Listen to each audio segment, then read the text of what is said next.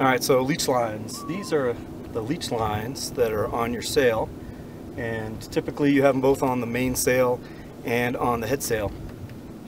Some sails will have them on the foot, across the foot, but usually they're on the leech.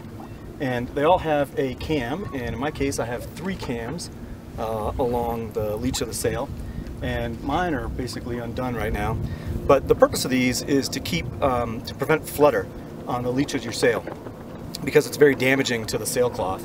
And so if you're, typically it's in high winds, if you're in high winds and the leech of your sail starts to flutter, then you pull this just until it stops. And then lock it in. If you pull it too tight, then the leech will curve inward toward the wind. And so, you know, that affects your sail shape. I mean, it's not the end of the world. It's better than having it flap around.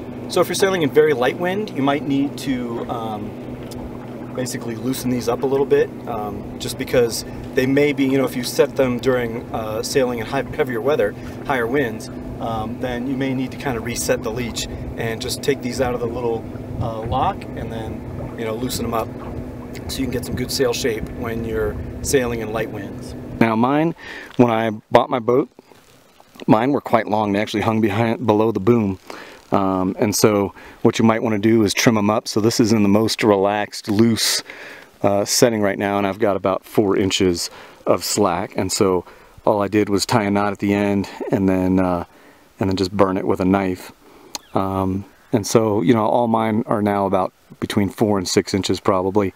But sometimes, depending on the boat and the sailmaker, your sails might come with some very long leech lines that hang down. And you know, the problem with that is that they can start getting snagged, especially the foresail start getting snagged on stuff, you know, when you're tacking and everything's fluttering around. So best to go ahead and trim them up just a little bit, and that way you always have what you need, but you know, you can tighten it when you need to as well. So this is the leech of the 100% working jib, and so you can see the leech line right here, and again I just tied a knot and burned the end.